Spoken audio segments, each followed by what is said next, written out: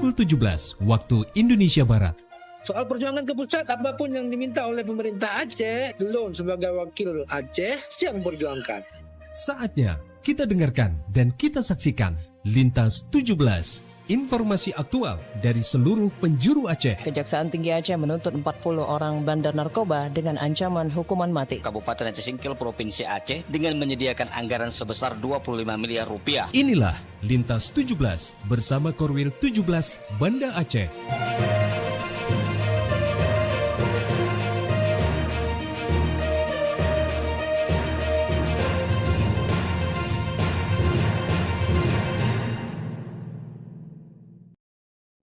Assalamualaikum warahmatullahi wabarakatuh. Dari Jalan Sultan Iskandar Muda nomor 13 Banda Aceh, saya Khaira bersama presenter dari RRI Sekorwil Nusantara 17 Banda Aceh, Loksmawe, Melabuh, Takengon, Sabang, dan Singkil.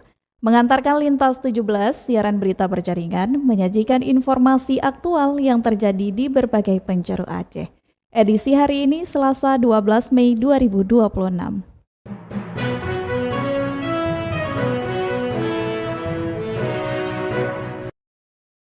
Pendengar berita utama yang dapat Anda simak sore ini diantaranya Aliansi Rakyat Aceh kembali demo Pergub JKA, masa bertahan dan bermalam di kantor gubernur. Berita lainnya masa demo tolak Pergub JKA bertahan hingga malam, ratusan personel disiagakan.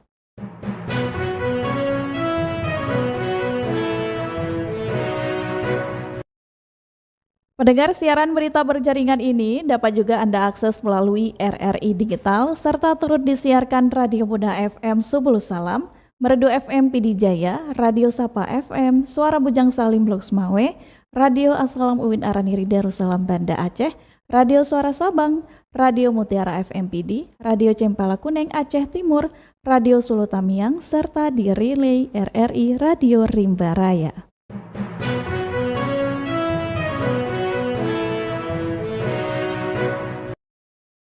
Baiklah saudara, berita pertama kami mulai dari Kutaraja, Banda Aceh.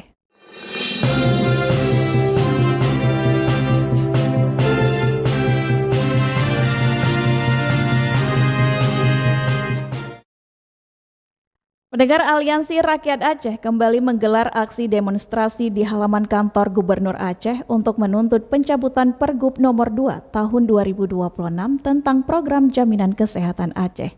Selengkapnya dilaporkan Cindy Novita. Aksi unjuk rasa yang digelar Aliansi Rakyat Aceh menjadi demonstrasi lanjutan setelah aksi pertama yang berlangsung pada 4 Mei lalu. Massa yang didominasi mahasiswa kembali mendesak pemerintah Aceh agar mencabut peraturan Gubernur nomor 2 tahun 2026 yang dinilai merugikan masyarakat dalam pelayanan jaminan kesehatan. Dalam aksi tersebut, Asisten Administrasi Umum Sekretaris Daerah Aceh, Murtala, sempat menemui masa aksi, namun jawaban yang disampaikan dinilai masih bersifat normatif karena pemerintah meminta waktu untuk melakukan evaluasi terhadap kebijakan tersebut secara bertahap. Juru bicara Aliansi Rakyat Aceh, Habibi, menegaskan aksi akan berlangsung damai dan massa memutuskan bertahan di halaman kantor Gubernur Aceh hingga ada kepastian sikap dari pemerintah Aceh terkait tuntutan mereka. Baik dari Polresta dan juga massa aksi sama-sama menjaga kondusivitas, tidak ada tindakan anarkis apapun. Seandainya nanti ada penyusup, provokator dan siapapun itu, maka kami dari massa aksi juga akan berkomitmen untuk menjaga kondusivitas. Sementara itu, Kapolresta Banda Aceh Kombes Pol Andi Kirana SIK MH menyebut pihaknya mengerahkan sebanyak 904 personel guna mengamankan jalannya aksi dan menjaga situasi tetap kondusif. Untuk bekerjasama saling menjaga juga, tidak melakukan perbuatan melawan hukum dan menjaga lokasi yang mereka tempati pada saat ini, yaitu halaman kantor gubernur, akan baik-baik saja. Dan mereka bertanggung jawab apabila ada terjadi hal-hal yang krusial atau melawan hukum atau kerusakan yang disebabkan oleh mungkin rekan-rekan yang lain. Masa aksi yang bermalam di halaman kantor gubernur mengisi kegiatan dengan berorasi, bernyanyi, membaca puisi hingga menyalakan api unggun.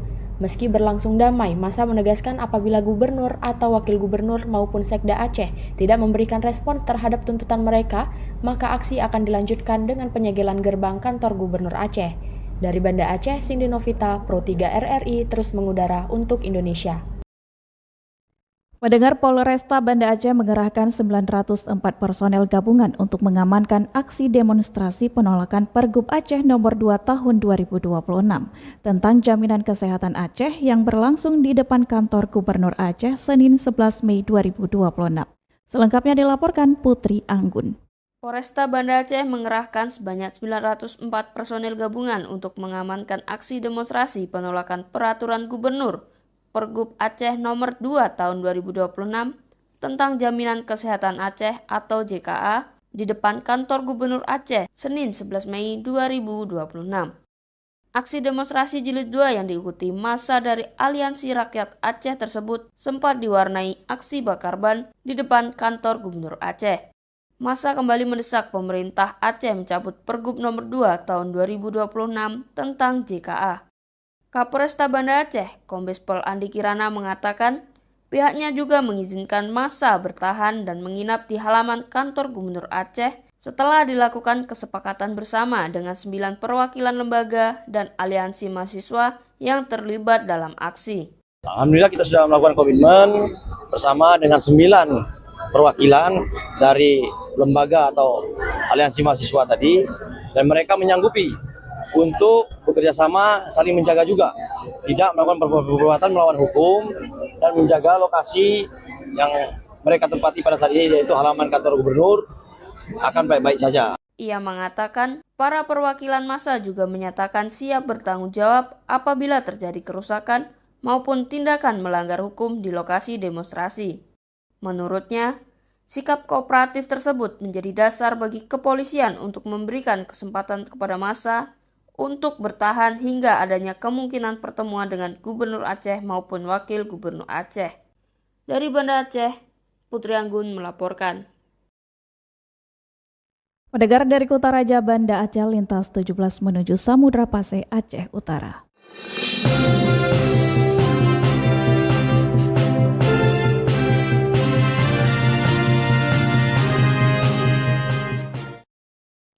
Pihak Rumah Sakit Umum Daerah RSUD Cutmutia Aceh Utara memastikan tidak akan menolak pasien yang membutuhkan pertolongan medis meski terdapat penyesuaian aturan dalam Peraturan Gubernur Aceh Nomor 2 Tahun 2026 tentang Jaminan Kesehatan Aceh.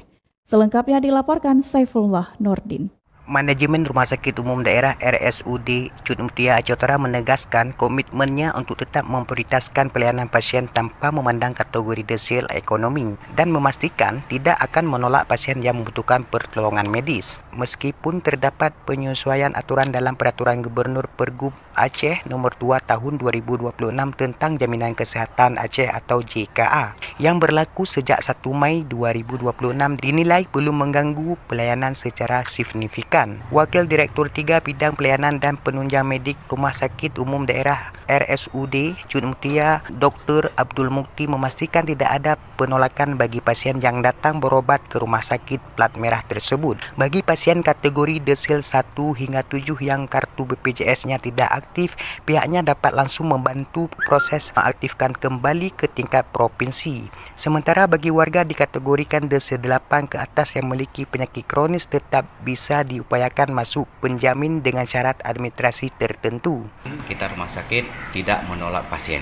Jadi begitu pasien masuk, kita tidak melihat dia desil berapa, asuransinya apa, kita tetap melayani. Yang utama adalah pelayanan ke pasiennya. Kemudian seperti kita ketahui bahwa per Mei ini sudah ada perubahan di pelayanan JKA, memang ada beberapa desil yang selama ini kita layani. Kalau desil 1 sampai 7, seandainya pas kita cek kartu BPJS-nya tidak aktif, itu bisa kita approve ke provinsi untuk langsung diaktifkan jadi peserta JKA. Menurut Dr. Mukti, pemberlakuan Pergub JKA hingga kini belum berdampak signifikan terhadap jumlah kunjungan pasien ke Rumah Sakit Umum Daerah Cutmutia Aceh Utara. Lantaran sejauh ini pasien yang datang rata-rata masih di bawah desil 8. Masyarakat juga dihimbau untuk memantau informasi melalui media sosial resmi rumah sakit dan diingatkan bahawa penanganan darurat atau emergensi akan selalu didahulukan tanpa hambatan administrasi di awal. Demikian, Saifullah Nurdin melaporkan. Pendengar, Satuan Samapta Polres Aceh Utara meluncurkan program inovasi kreatif tahun 2026 bertajuk Samapta Sahabat Pelajar. Selengkapnya kembali dilaporkan Saifullah Nordin. Satuan Samapta Polres Aceh Utara resmi meluncurkan program inovasi kreatif tahun 2026 bertajuk Samapta Sahabat Pelajar. Peluncuran perdana program ini dilaksanakan di SMA Negeri 1 Luk Sukun pada Senin kemarin. Kegiatan dipimpin langsung oleh Kasat Samapta Polres Aceh Utara AKP Syahrijal. Inisiatif ini dirancang sebagai langkah strategis Polri untuk mendekatkan diri dengan kalangan remaja melalui edukasi dan patroli dialogis di lingkungan sekolah. Kapolres Aceh Utara AKBP Tri Afrianto melalui Kasat Samapta AKP Syahrijal menyampaikan bahawa dalam kegiatan tersebut para siswa diberikan pemahaman mendalam mengenai fungsi teknis Samapta. Materi yang diberikan meliputi tugas patroli pengamanan objek vital hingga pengendalian massa atau dalmas. Menariknya, para pelajar tidak hanya mendengarkan teori tetapi juga diberikan kesempatan melihat langsung perlengkapan dalmas dan alat material khusus atau almatsus. Dalam kesempatan itu, para siswa juga diajak melihat langsung berbagai peralatan dan kenderaan patroli agar mereka memahami bagaimana Polri bekerja menjaga ketertiban. Ini kegiatan yang kita laksanakan yaitu memberikan edukasi kepada siswa-siswi terkait fungsi teknik sabara ataupun Sat Samapta. Kemudian bentuk kegiatannya yaitu kita memberikan edukasi kepada siswa-siswi SMA 1 agar mengenal lebih jauh fungsi teknik sabara, yaitu pengawalan, penjagaan termasuk dalmas ataupun pengendalian massa. Kemudian tadi juga kita mengedukasi kepada terkait peralatan dalmas, Pak. AKP Syahrijal menjelaskan bahwa program ini bertujuan untuk membina karakter disiplin dan kepedulian sosial sejak dini. Sementara, program Samapta Sahabat Pelajar direncanakan akan menyisir ke sekolah-sekolah secara berkelanjutan wilayah hukum Polres tempat dengan sinergi yang kuat antara kepolisian dan dunia pendidikan. Diharapkan terciptanya situasi belajar yang aman, nyaman, dan kondusif bagi para calon pemimpin bangsa. Demikian, Saifullah Nurdin melaporkan. Dari Samudra Pasai, Aceh Utara, kita menuju Melabuh.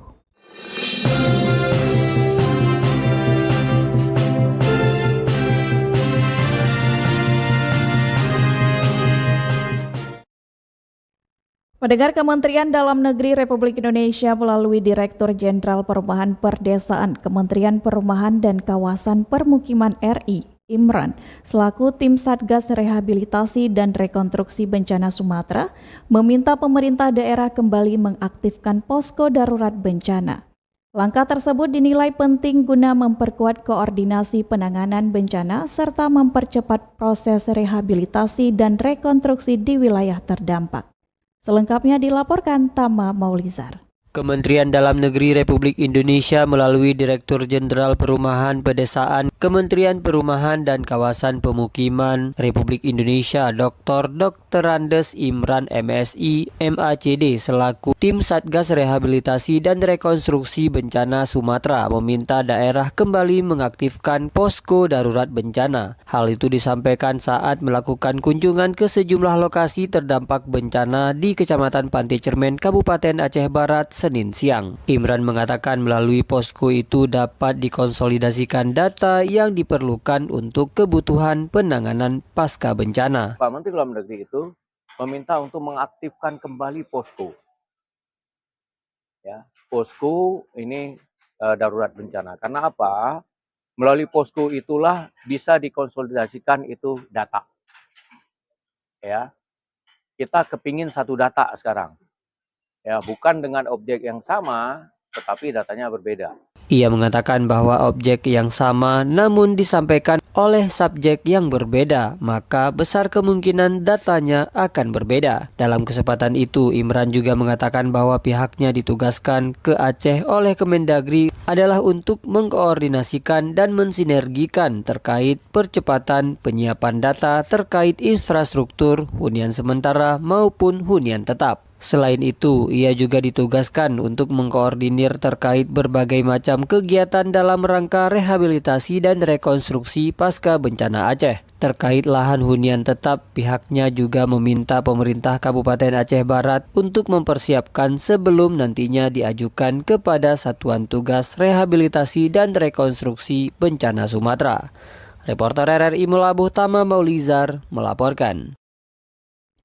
Pendengar, pemerintah Aceh melalui UPTD PPA Wilayah 12 Aceh Barat atau Samsat Aceh Barat mengundang seluruh pemilik dan penguasa alat berat di Kabupaten Aceh Barat untuk melakukan pendataan dan pendaftaran pajak alat tahun 2026.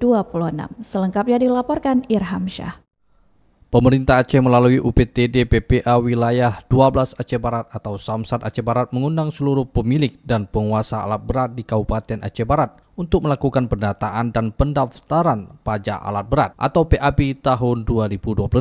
Kegiatan tersebut berlangsung di ruang rapat Samsat Aceh Barat Senin pagi. Pendataan dan pendaftaran ini merupakan tindak lanjut dari pemberlakuan Kanun Aceh Nomor 4 Tahun 2024 tentang Pajak Aceh dan Retribusi Aceh, serta Peraturan Gubernur Aceh Nomor 34 Tahun 2024 tentang petunjuk pelaksanaan kanun tersebut. Selain itu, pelaksanaan kegiatan juga mengacu pada Peraturan Gubernur Aceh Nomor 3 Tahun 2025 mengenai dasar pengenaan pajak alat berat. Kepala UPTD PPA Wilayah 12 Aceh Barat melalui Kepala Seksi Pendataan dan Penetapan Samsat Aceh Barat, Awal Muhadir, mengatakan kegiatan tersebut merupakan langkah awal pemerintah dalam menggali potensi penerimaan asli daerah dari sektor pajak alat berat.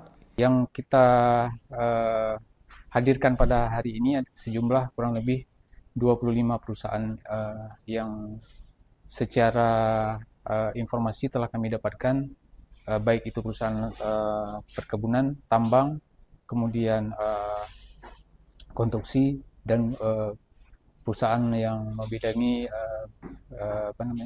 di wilayah Kabupaten Kota Aceh Barat. Namun giat pada hari ini tetap akan kita laksanakan seterusnya untuk menggali potensi penerimaan PAD khususnya pajak alat berat di wilayah Aceh Barat. Nah, harapan kami adalah pada hari ini telah tercapai beberapa perusahaan yang sudah mendata dan mendaftarkan alat berat mereka, sehingga nantinya setelah ini kita akan adakan proses penetapan pajak terhutang untuk perusahaan yang telah mendaftar pada hari ini, sehingga nantinya akan kita realisasikan proses pembayaran pajak alat berat di tahun 2026 ini. Sesuai dengan Kanun Nomor 4 Tahun 2024, besaran pajak alat berat yang dikenakan kepada perusahaan maupun pemilik alat berat ditetapkan sebesar 0,2% dari nilai jual alat berat. Namun demikian, ia menambahkan untuk jenis kendaraan pengangkutan saat ini belum termasuk dalam kategori alat berat dikenakan pajak. Kedepan pihaknya akan melakukan koordinasi lanjutan terkait kemungkinan penyesuaian regulasi. Sementara itu, perwakilan PT Antareja Mahada Makmur atau AMM, Damas Hamidi, menyampaikan komitmen perusahaan untuk mendukung kebijakan pemerintah daerah, termasuk memenuhi kewajiban pajak alat berat. Kami dari AMM, saya Damas Hamidi, mewakili manajemen AMM, bahwa AMM akan terus berkontribusi positif demi kemajuan Pemda khususnya Aceh Barat, dan terkait dengan regulasi alat berat, insya Allah dari AMM akan selalu melaksanakan yang menjadi kewajiban dari perusahaan. Ia berharap operasional dan kontrak kerja perusahaan di wilayah Aceh Barat dapat terus berlanjut sehingga mampu memberikan kontribusi positif bagi pembangunan daerah. Reporter RRI Melabu Irham Syah melaporkan.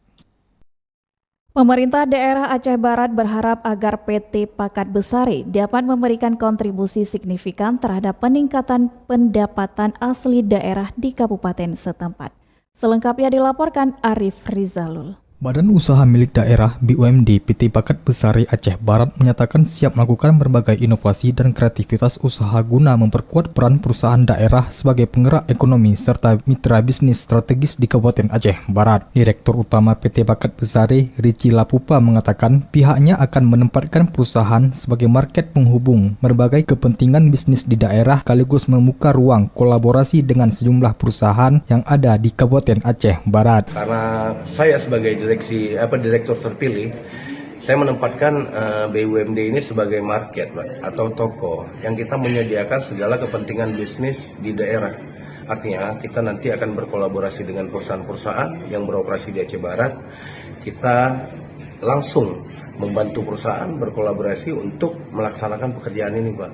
Jadi kita tentukan dulu untuk awal, kita bikin skema kerjasamanya bagaimana, untuk penentuan pembagian hasilnya bagaimana. Nah, saya pikir nggak perlu berlama-lama, setelah skema ini berjalan, kita coba langsung menjalankan sesuai arahan dari Bapak Bupati Tarmizi Aceh Barat. Langkah kolaboratif ini sangat penting untuk dilakukan agar BUMD mampu berkembang secara profesional sekaligus memberikan manfaat nyata terhadap pertumbuhan ekonomi di daerah tersebut. Reporter RRI Arif Rizalul melaporkan. Harga berbagai jenis ikan di pasar tradisional Melabuh, Kabupaten Melabuh hingga saat ini masih terpantau stabil. Selengkapnya dilaporkan John Nehru Satria. Harga ikan relatif stabil di pasar ikan segar Melabuh. Demikian dikatakan Roni, salah seorang pengecer ikan segar di TPI Melabuh. Roni mengatakan harga ikan masih stabil kecuali harga ikan sisi yang masih mengalami bertahan harga di harga Rp90.000 per kilogram. Stabil. Harga ikan apa yang paling naik? Ikan sisi.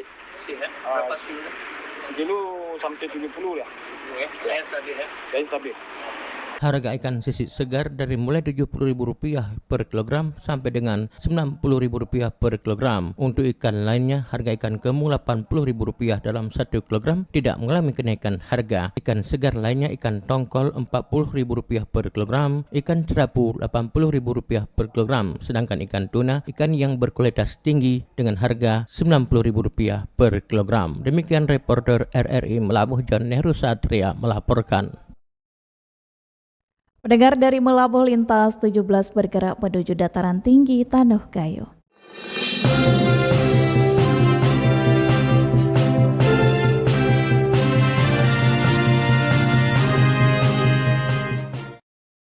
Delapan masjid di Kabupaten Bener Meriah menerima penghargaan Masjid Ramah Mudik dari pemerintah daerah, Kementerian Agama dan Baitul Mal sebagai apresiasi pelayanan bagi para pemudik pada Idul Fitri 1447 Hijriah lalu. Selengkapnya dilaporkan Alfi Saharin. Dinas Syariat Islam dan Kementerian Agama Bener Meriah berikan piagam Masjid Ramah Mudik kepada 8 masjid di kantor Dinas Syariat Islam setempat. Kepala Dinas Syariat Islam Bener Meriah Taslim mengatakan program tersebut telah berjalan dengan baik selama Idul Fitri 1447 Hijriah lalu. Tujuan utama program Masjid Ramah Mudik ini adalah memberikan pelayanan yang maksimal kepada para pemudik. Program ini tentunya program Kementerian Agama Kabupaten Bener Meriah yang bekerja sama dengan pemerintah daerah Kabupaten Bener Meriah melalui Dinas Syariat Islam. Piagam juga diberikan kepada pengurus masjid serta bantuan berupa sarung dan Al-Quran dari Kementerian Agama dan Baitul Mal Bener Meriah. Asisten Perekonomian dan Pembangunan Setdakap Bener Meriah Samusi Purnawiradade menyebut pemerintah daerah memberikan apresiasi atas terlaksananya program itu yang dinilai sesuai dengan visi misi Bupati Bener Meriah. Tapi di sisi lain ini merupakan suatu amanah besar, amanah untuk menjamu para tamu Allah yang hadir, tidak hanya sekedar untuk beristirahat, tapi juga diharapkan melaksanakan kegiatan ibadah di dalamnya. Penerima piagam diantaranya Masjid Ridho, Rahmatullah, dan Istiqomah di Kecamatan Pintu Rimegayo, Babun Nasihin di Kecamatan Gajah Putih, Al-Munawarah di Kecamatan Bukit, Al-Mutakin dan Al-Alimin di Kecamatan Wih Besam. Alfi Sahrin, RRI Takengon, melaporkan. Pendengar, Polres Bener Meriah dukung swasembada pangan melalui penanaman jagung kuartal 2. Selengkapnya dilaporkan Bang Syaputra. Dalam rangka mendukung program swasembada pangan nasional dan implementasi Astacita Presiden Republik Indonesia, Polres Bener Meriah melaksanakan kegiatan penanaman jagung kuartal 2 di Dusun Mantam, Kampung Tembolon, Kecamatan Syah Utama. Kegiatan tersebut dipimpin langsung oleh Kapolres Bener Meriah AKBP Ariscai Dwi Susanto, serta dihadiri Wakil Bupati Bener Meriah Armia, unsur Forkopimda, pejabat utama Polres Bener Meriah, unsur pemerintah kecamatan, penyuluh pertanian, hingga komunitas JIP Bener Meriah atau JBM. Kapolres Bener Meriah menyampaikan, penanaman jagung ini merupakan bentuk nyata dukungan Polri terhadap penguatan ketahanan pangan nasional. Selain memanfaatkan dan merehabilitasi lahan tidur agar kembali produktif, program ini juga diharapkan mampu meningkatkan kesejahteraan para petani. Jagung dipilih karena memiliki nilai strategis sebagai sumber pangan dan memiliki manfaat besar bagi masyarakat. Ia berharap seluruh pihak dapat bersinergi termasuk memastikan adanya off-taker atau pembeli hasil panen agar para petani tidak mengalami kesulitan saat masa panen tiba. Penanaman jagung yang akan kita laksanakan ini memiliki peran pendukung dalam program Astacita Bapak Presiden. Untuk itu kita harus terus mendukung dan bekerja keras untuk mewujudkan kedaulatan pangan. Dan kita juga perlu terus melakukan rehabilitasi lahan-lahan yang tidur untuk pemulihan sektor pertanian. Kita harap dengan rehabilitasi lahan ini akan meningkatkan produktivitas pertanian kita, mendukung keamanan, ketahanan, dan kedaulatan pangan, serta meningkatkan kesejahteraan para petani. Kapolres juga menambahkan, pasca bencana alam yang terjadi pada akhir tahun 2025, program ketahanan pangan menjadi langkah penting dalam upaya pemulihan sektor pertanian di Kabupaten Bener Meriah. Bambang Syahputra, RRI Takengon, melaporkan. Anda sedang mendengarkan Lintas 17 dari Korwil 17 Banda Aceh.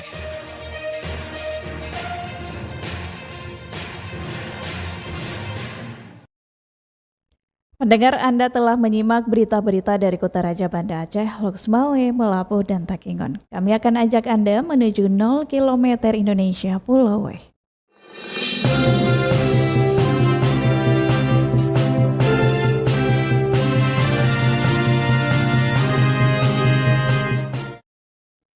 Forum Peningkatan Konsumsi Ikan atau FORIKAN Aceh mengenalkan berbagai olahan ikan kepada anak usia dini di Kota Sabang sebagai upaya meningkatkan gizi sekaligus mencegah stunting. Kegiatan tersebut dilakukan melalui pembagian ratusan paket olahan ikan kepada siswa TK dan SD di sejumlah sekolah di Sabang. Selengkapnya dilaporkan Diah Novitaria. Olahan ikan mulai dikenalkan kepada anak usia dini di Kota Sabang sebagai upaya meningkatkan konsumsi ikan sekaligus mencegah stunting. Program tersebut menyasar siswa taman kanak-kanak dan sekolah dasar melalui pembagian paket olahan ikan di sejumlah sekolah. Ketua Forum Peningkatan Konsumsi Ikan atau FORIKAN Aceh, Marlina Muzakir, mengatakan pihaknya melakukan kunjungan kerja ke Sabang selama 3 hari. FORIKAN Aceh membagikan 108 paket olahan ikan kepada siswa TK Negeri 11 Balohan, SD Negeri 22 dan SD Negeri 20 Balohan, serta 157 paket olahan ikan dibagikan di SD Negeri 5 Kota Sabang, SD Negeri 10, TK Negeri 7 Kota Sabang, dan TK IT Alfat. Kami hari ini kunjungan anak PAUD ini di TK Negeri 11 di Kota Sabang. Kami membagikan olahan ikan dari saya selaku Ketua FORIKAN. Bukan di Sabang aja kami yang bagi, di kabupaten lain ada juga. 108. Anak PAUD wajib belajar 1 tahun, prasekolah dasar sampai 13 tahun. Besok kami kunjungan lagi di SD 5. Olahan ini dibagikan dalam bentuk makanan yang lebih menarik dan mudah diterima anak-anak. Langkah tersebut diharapkan dapat menumbuhkan kebiasaan mengkonsumsi ikan sejak usia dini di lingkungan keluarga maupun sekolah. Sementara itu, Kepala Dinas Kelautan dan Perikanan Aceh, Nasrina Hani, menjelaskan gerakan Gemar Makan Ikan juga menyasar ibu hamil dan balita sebagai upaya pencegahan stunting. Pemenuhan nutrisi sejak masa kehamilan sangat penting untuk mendukung pertumbuhan anak. Untuk mengejar generasi emas, itu sangat dibutuhkan nutrisi bagi anak-anak, yaitu anak di usia masa balita, dari bayi, masa balita, dan masa sekolah gitu. Jadi bukan hanya sama anak TK, SD atau PAUD, tapi dari ibu hamil pun kita sudah menganjurkan untuk gemar makan ikan, mengonsumsi ikan untuk penambahan nutrisi dan kecerdasan anak-anak. Begitu juga menghindari stunting, Ia menambahkan kampanye gemar makan ikan terus dilakukan secara berkelanjutan di berbagai daerah di Aceh. Inovasi olahan ikan juga dinilai penting agar masyarakat memiliki lebih banyak pilihan makanan bergizi berbahan dasar ikan. Nasrinah menghimbau para orang tua agar membiasakan anak mengkonsumsi ikan sebagai bagian dari menu harian di rumah. Kebiasaan tersebut dinilai dapat membantu memenuhi kebutuhan gizi anak selama masa pertumbuhan. Diah Novritaria melaporkan. Pendengar dari 0 km Indonesia Sabang, lintas 17 bergerak menuju kawasan Bumi Syekh Abdul Rauf As-Singkili.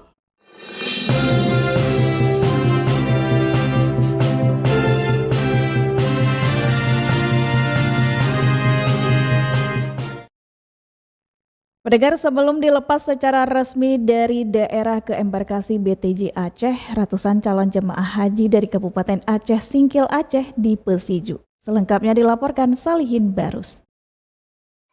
Kemudian pemerintah juga memberikan mobilisasi untuk mobil DIS sebanyak 10 unit yang siap untuk mengantar jemaah calon haji menuju Bandara Aceh. Sebelum dilepas secara resmi dari daerah ke embarkasi BTJ Aceh, ratusan calon jemaah haji dari Kabupaten Aceh Singkil Aceh di Pesiju. Prosi Pesiju calon jemaah haji tersebut dilaksanakan di Masjid Agung Nurul Makmur Pulau Sarok Singkil Aceh Singkil yang dipimpin langsung oleh Bupati dan Wakil Bupati Aceh Singkil Haji Sapredi Oyon dan Haji Hamzah Sulaiman Senin 11 Mei 2026. Bupati Kabupaten Aceh Singkil Haji Sapriyadi mengatakan bahwa proses Pesiju ini merupakan salah satu tradisi spiritual yang berkaitan dengan budaya di Aceh, serta sebagai bentuk tanda cinta dan kasih sayang masyarakat dan pemerintah Kabupaten Aceh Singkil terhadap seluruh calon jemaah yang akan diberangkatkan tahun ini dari Aceh Singkil ke Tanah Suci. Dengan harapan melalui Pesiju itu merupakan sebagai bentuk wujud dan doa terhadap seluruh calon jemaah agar ke depan selalu diberikan kesehatan sejak berangkat hingga pulang nantinya. Sebelum hari pelepasan ini tiba pada hari ini kita melaksanakan Pesiju sebagai tradisi yang syarat nilai spiritual dan kearifan budaya Aceh. Pesiju yang kita lakukan adalah wujud doa dan harapan agar setiap langkah perjalanan Bapak dan sentiasa berada dalam lindungan Allah SWT. Sementara kami yang semangat menjadi simbol cinta serta hormat dan daya mereka dan seluruh masyarakat Aceh Singkil. Pada tahu Allah yang akan memberikan kemudahan. Kemudian Sapredi Oyon juga menyampaikan, meski dalam kondisi efisiensi anggaran, namun pemerintah kabupaten setempat tahun ini masih mengupayakan penyediaan anggaran untuk biaya keberangkatan calon jemaah haji dari daerah ke embarkasi, serta menyiapkan fasilitas hotel untuk seluruh jemaah sebelum memasuki asrama haji di Banda Aceh. Kemudian, Pemkab Aceh Singkil juga komit menyediakan buah tangan atau bungong jaro bagi seluruh jemaah dari Kabupaten Aceh Singkil. Di samping itu, melihat para calon jemaah haji dari Aceh Singkil yang ada tercatat jemaah lanjut usia atau lansia, Oyon juga berharap kepada seluruh jemaah agar saling membantu di saat menjalankan rukun dan syarat haji selama di Mekah dan di Madinah, serta kepada pembimbing kelompok dan petugas tenaga kesehatan jemaah juga diminta agar tidak lalai memberikan bimbingan dan mengecek kesehatan seluruh calon jemaah. Sementara itu di tempat yang sama, sebelumnya pelaksana tugas PLT Kepala Dinas Syariat Islam Kabupaten Aceh Singkil, Faisal menjelaskan, jumlah total calon jemaah yang berangkat haji tahun ini dari Aceh Singkil sedikitnya ada terdapat 127 jemaah, terdiri dari 91 orang jemaah yang akan diberangkatkan dari BTJ Aceh dan sebanyak 36 jemaah diterbangkan dari embarkasi Sumatera Utara. 127 orang. Terus dua dokter terdiri dari embarkasi Aceh sebanyak 91 orang, jamaah 89 orang, petugas 2 orang. Selanjutnya, untuk fasilitas yang diberikan pemerintah Kabupaten Aceh Singkil, Faisal mengungkapkan pemerintah menyiapkan 127 buah tangan atau bungong jaro, kemudian Pemkab setempat melalui Dinas Syariat Islam juga menyiapkan sarana transportasi dari daerah ke embarkasi, serta tempat penginapan bagi jemaah sebelum masuk asrama. Demikian Salihin Barus melaporkan.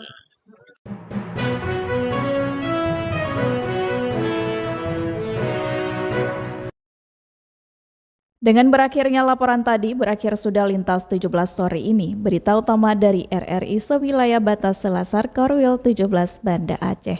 Atas perhatian Anda, kami ucapkan terima kasih. Wassalamualaikum warahmatullahi wabarakatuh. Sekali di udara, tetap di udara. Demikian Lintas 17 sore ini, produksi Korwil 17 Banda Aceh.